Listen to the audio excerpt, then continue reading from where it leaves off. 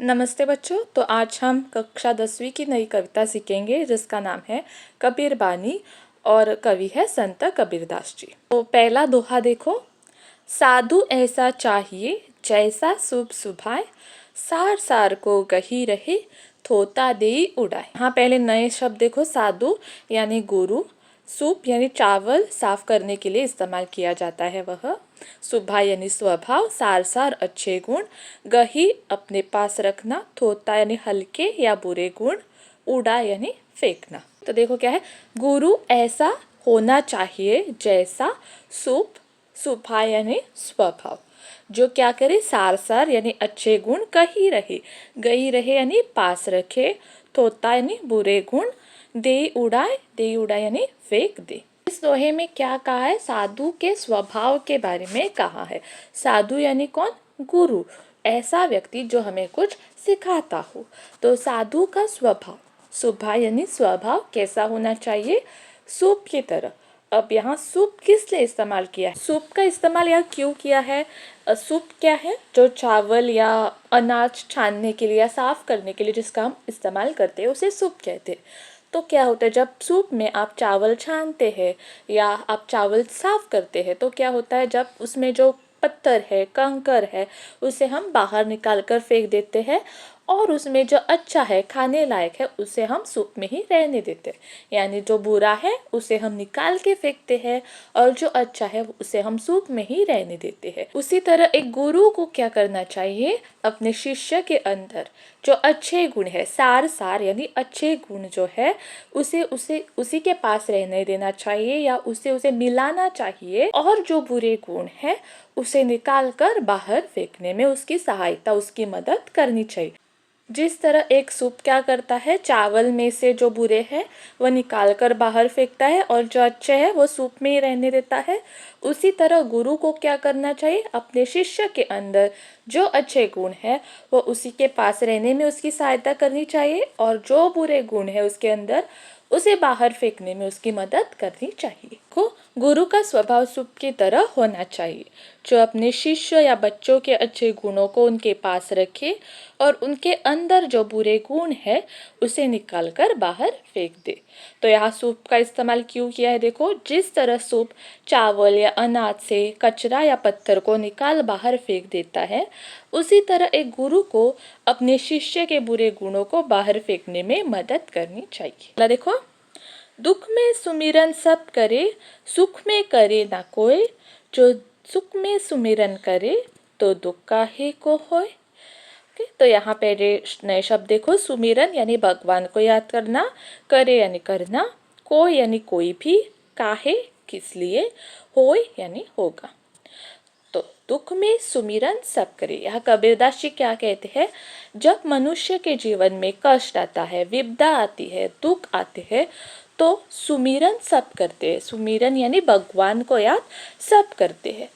सुख में करे ना कोई, पर उसी तरह हमारे जीवन में जब सुख आता है, अच्छा समय आता है, कुछ अच्छा होता है, तब भगवान को कोई भी याद नहीं करता, या जब सब कुछ सही चलता हो तब भगवान को याद नहीं करता।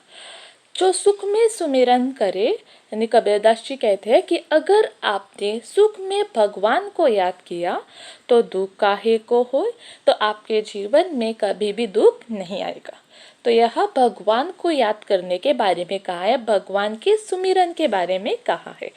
जब दुख आता है या कष्ट आती है, विपदा आती है, तब सभी लोग भगवान को याद करते, पर जब सब कुछ सही चल रहा हो, सब कुछ अच्छा हो रहा है, तब हम भगवान को याद नहीं करते। कबीरदास जी क्या कहते हैं कि अगर हमने सुख के समय भगवान को याद किया तो हमारे जीवन में दुख कभी भी नहीं आएगा। देखो, कबीर जी कहते हैं कि जब लोगों के जीवन में मुश्किल समय आता है, दुख आते हैं, तभी लोग भगवान को याद करते हैं, वरना कोई भी भगवान को याद नहीं करता।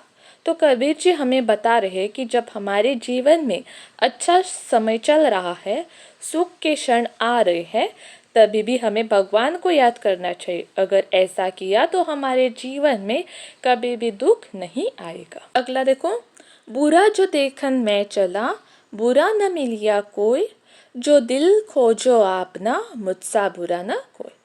नए शब्द देखो, देखन यानी देखने, मिलिया यानी मिलना, खोजो खोजना, अपना अपना। बुरा जो देखन मैं चला, तो कबीरदास जी दुनिया में बुराई ढूंढने के लिए, देखने के लिए चले गई कि कहीं उन्हें कोई बुरा व्यक्ति ऐसे बुराई दिखाई देती है या नहीं।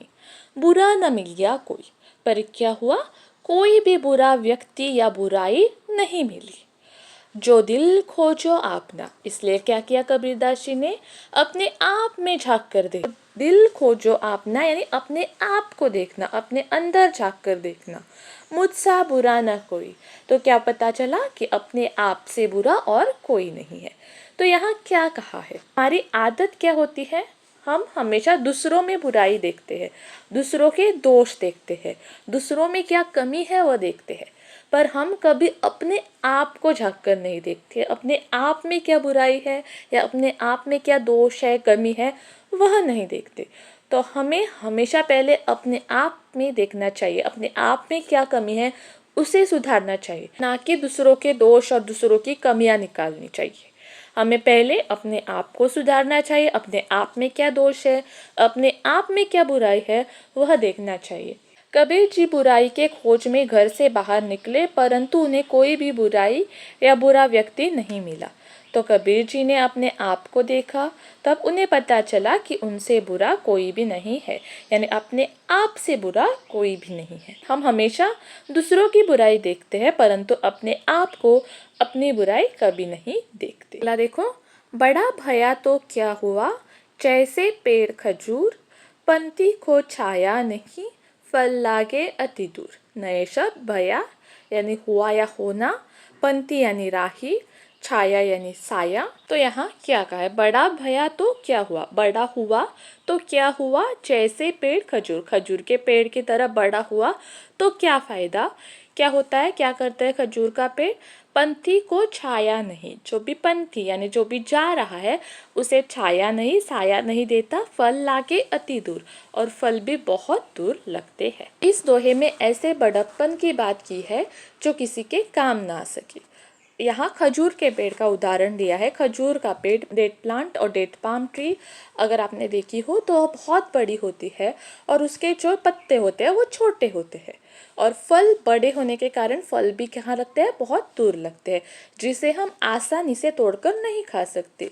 और उसके पत्ते छोटे होने के कारण जो पंथी यानी जो जा रहा है उसे वह छाया, शैडो नहीं देता। तो ऐसे बड़प्पन का यहाँ कबीरदास जी कहते हैं कि फायदा नहीं है, क्योंकि हम आसानी से वह फल भी नहीं खा सकते, ना ही जो जा रहा है उसे छाया मिलती। तो यहाँ खजूर के पेड़ का उदाहरण देकर उन लोगों पर निशाना साधा है जो कि जिनके पास बहुत पैसे होते हैं, बहुत अमीर होते हैं, पर वह किसी को मदद नहीं करते। तो ऐसे बड़प्पन, ऐसे बड़ा होने से कोई भी फायदा नहीं जब हम किसी दूसरों के काम ना आ सके। हमारे पास पैसे हैं, हम बड़े हैं, तो हमें जिनको मदद चाहिए उनकी मदद करनी चाहिए। अगर हम ना कर सके तो ऐसे बड़प्पन का कोई भी फायदा नहीं है। तो इसलिए यहाँ खजूर के पेड़ का उदाहरण कबीरदास जी ने दिया है। खजूर का पेड़ जिस तरह बड़ा होता है, पर बड़े होने से वह राही या जो जा रहा है पंथी उसे छाया नहीं देता, और उसके फल हम, अगर हमें भूख लगी है, उसके फल हम आसानी से तोड़कर तो नहीं खा सकते। देखो, ऐसे बड़प्पन का कोई फायदा नहीं जो दूसरों के काम न आए। कवि ने खजूर के पेड़ का उदाहरण दिया है। खजूर का पेड़ बहुत लंबा होता है और उसके पत्ते छोटे होते हैं।